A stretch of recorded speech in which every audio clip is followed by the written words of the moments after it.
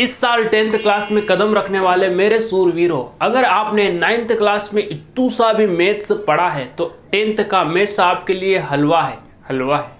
ऐसा मैं क्यों कह रहा हूँ, क्योंकि आपने 50% से ज़्यादा 10th का मैथ्स 9th में ही पढ़ लिया है। कैसे? तो चलिए मैं आपको बताता हूँ, और साथ ही साथ मैं आपको यह भी बताता हूँ कि 10th में आपको क्या क्या पढ़ना है, कितने चैप्टर है, कौन कौन से चैप्टर्स हैं, तो आपको एक गाइडेंस मिल जाएगा इस वीडियो में। तो चलिए करते हैं स्टार्ट अपने सर की क्लास। तो 10th में आपको टोटल 14 चैप्टर्स पढ़ना है, जिसमें से पहला आपके सामने है रियल नंबर, सेकंड है पॉलिनोमियल, उसके बाद आपको थर्ड चैप्टर में मिलेगा pair of linear equation in two variable, quadratic equation, arithmetic progression, triangle, coordinate geometry, introduction to trigonometry, some application of trigonometry.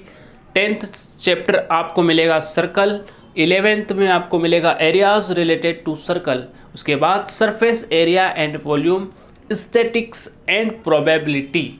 अब यहाँ पर थोड़ा सा ध्यान देंगे भाइयों बहनों, तो यहाँ पर आप देखोगे कि चैप्टर नंबर 2 जो आपको यहाँ पर दिख रहा है, तो उसमें आप देखोगे पॉलिनोमियल।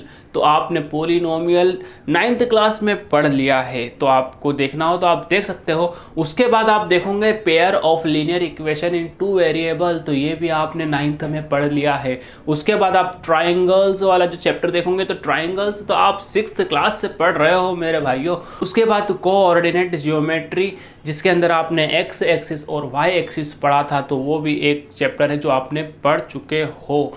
उसके बाद आपको चैप्टर नंबर 8 में मिलेगा सर्कल। तो सर्कल कोई नई चीज़ तो है नहीं हमारे लिए। तो ये 5 चैप्टर मैंने आपको बताया जो आप 9th में पढ़ चुके हो। उसके अलावा एक चैप्टर और है 10th में, क्वाड्रेटिक इक्वेशन, थर्ड चैप्टर है। तो ये भी पॉलिनोमियल से मिलता जुलता है, एक ही यार पॉलिनोमियल ही तो है, क्वाड्रेटिक इक्वेशन कोई अलग चीज़ थोड़ी नहीं है। तो इसको हम पढ़ेंगे, बहुत अच्छे तरीके से पढ़ेंगे।